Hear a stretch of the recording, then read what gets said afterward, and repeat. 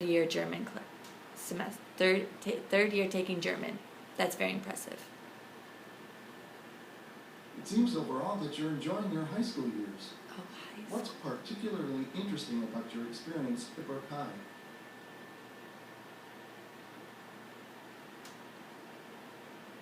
I like learning about people's skills, learning how to be deaf in a hearing world and how to socialize with people who aren't deaf, and just to learn what hearing schools experience and what I get to experience in the mainstream schools.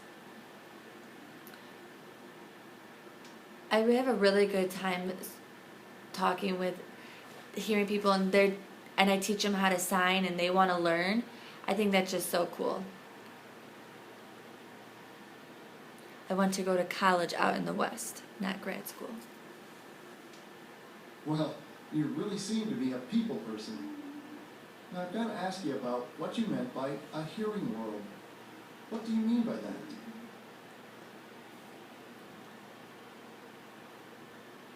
I mean hearing world by really, because deaf people tend to feel left out from hearing people. In the deaf world, where only deaf people socialize, it's a community on its own, and then the hearing world is a community on its own, and they all have different philosophies. So I feel like I am in both the hearing and the deaf world. I don't feel left out in either the deaf or the hearing community. I feel like I am very involved in both communities. I do go to mainstream school, where there are deaf and hearing students. I have peers there.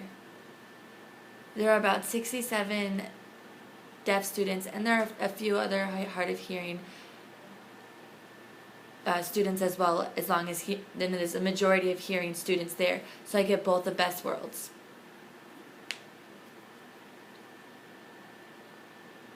Tell me, Rod, for you, what's one of the biggest challenges being in the mainstream? Really, my most challenging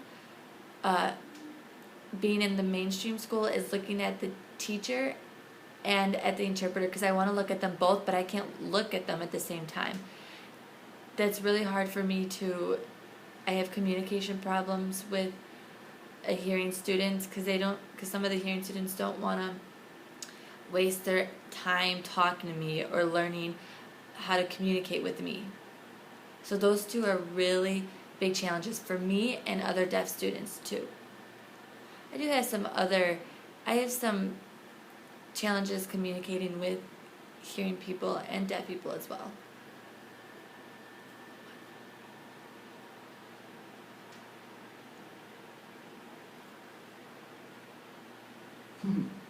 Those sound like pretty big challenges, Guy. I'm interested in knowing how you get around the communication issue you mentioned. How do you do it?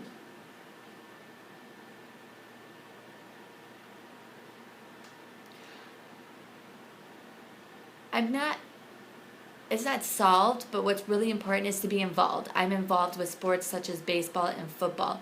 And once the hearing people know that deaf people can do the same as them, they're like, oh, they can. And they can communicate with writing. Such as football, it's interesting to learn the hand shapes. So I'm working with the interpreter and during football so I can learn. And then this football players are kind of interested in learning some signs too. It's very inspirational.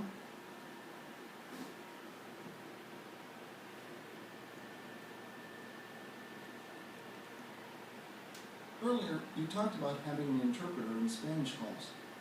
Now, you spent all your school years in the mainstream. Did how you used an interpreter change over time? I mean, you seem to be a pretty independent guy. So, did your use of an interpreter change as you got older? Yes. Yeah, pretty much. Because in elementary school, I wasn't as independent as I am now. Because I was in classrooms all day. And one interpreter would sit in front of me, and then listen to the teacher, and I didn't have a lot of independence to do whatever I wanted to. I must sit and watch the interpreter. And I also didn't know a lot about interpreters. I didn't know how the process worked. I also had a deaf teacher too, so it was very different. In junior high, it was kind of a similar situation, but I was involved with sports and clubs, so I was more involved. I had a little bit more independence than I did in elementary school. But once I got into high school, it was a completely different experience for me. I was involved with 6 different classes, 6 different events. I had many different interpreters, and I got to see many different signing styles. But such as in elementary school, there was about 2 or 3 interpreters in the class all day. In the junior high school, there was some more. But then in high school, there's so many different more interpreters. And like I said, I'm very athletic, so I was involved in many different sports and interpreters on the field.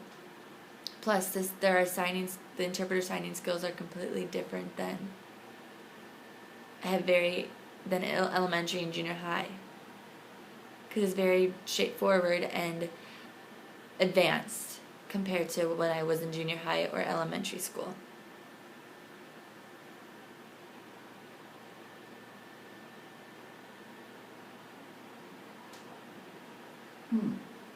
That's really interesting. I never thought about those things before. Along the line of interpreters, what do you think is challenging for them? One example might be the teacher might be lecturing and be talking way too fast. And the interpreter might be trying to keep up with the teacher and signing really fast. So I have to ask if they can slow down. So that's tough for me. Another example is the teacher might have an accent, like a Chinese accent, and the interpreter can't really hear because of the accent. So it's really hard how to figure out how to make that work. So sometimes that can be a very big problem as well.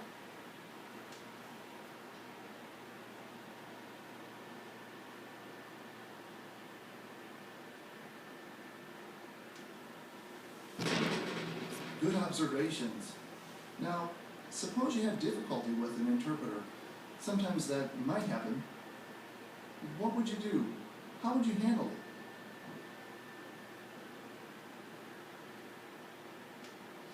I might not understand the interpreter, or it might be not as fast paced as I would want it to be. Or during class or after class, I would ask the interpreter if she or he could change their signing style. And if I feel like it's still not working out, I'll go to the administration and ask, or the education department, and ask if I could get a new interpreter, and because I'm not happy with the interpreter I have right now. I do have to give them a reason why, and then as soon as I give them a reason and it's effective, they will be able to get me a new interpreter.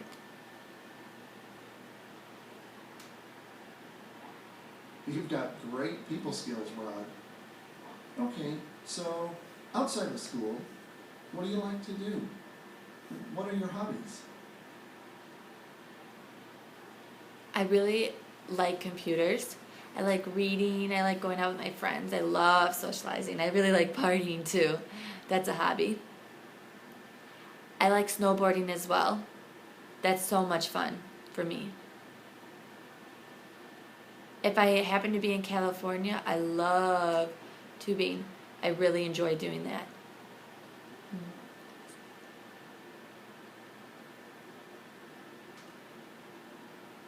Now, I've got to admit I know nothing about snowboarding. Doesn't seem like many people are into that sport, though. What's that all about? It's a really expensive sport, actually, because you have to buy a snowboard, boots, jackets, gear, because it's you can easily fall, and a lot of clothes can get ripped up. So it could be about $700 to $1,000. I plan on going to college out in Weston, so it just depends where you live. Like, Colorado is a perfect place to live for that.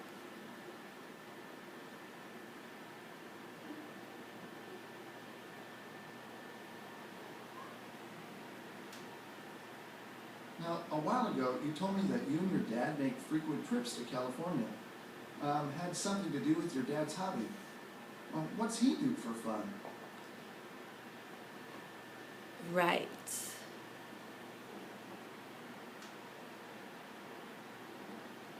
My dad owns a porch out in Long Beach, and we really enjoy that.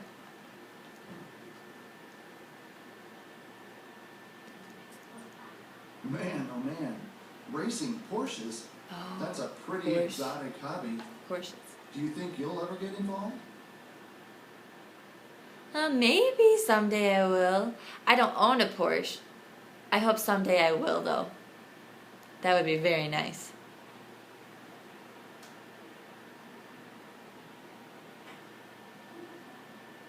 Well, good luck. I'll try to come watch one of your races. When you were talking about school, you mentioned you were taking an art class. Is this like a pottery class or stained glass, painting? What?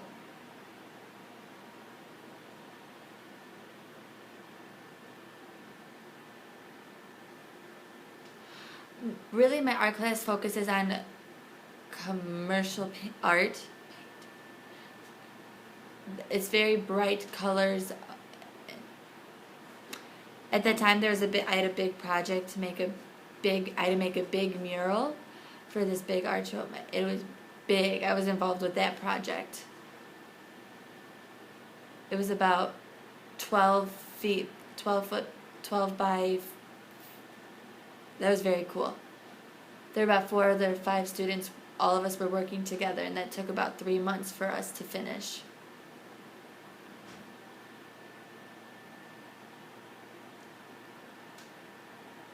I've heard the term abstract used about painting.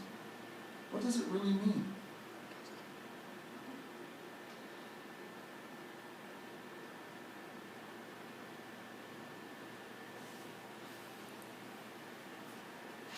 Yeah, abstractism is kind of like using colors that are beliefs that are matched with our society today. There are different kind of color that matches up with the painting. Like Picasso's art. That stuff is very cool.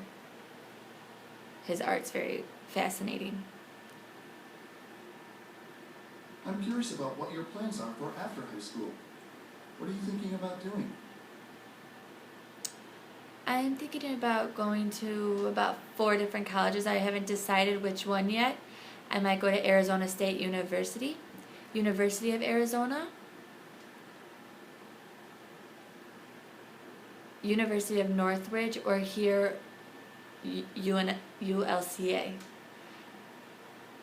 There's a really big reason why I want to pick all 4 of them. I want to go to all. I chose these 4 because I want to have a good deaf service.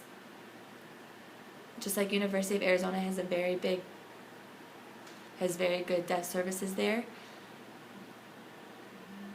And it seems very friendly and a lot of socializing. I might major in a business. I might also major in psychology. I haven't really decided yet, but I know California or out west, they have very good jobs there. My goal is to be out there, out west.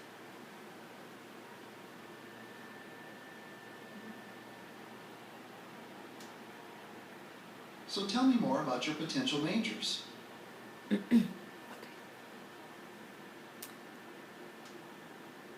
I really want to work with people, like be a psychologist. I would like to have clients that are deaf.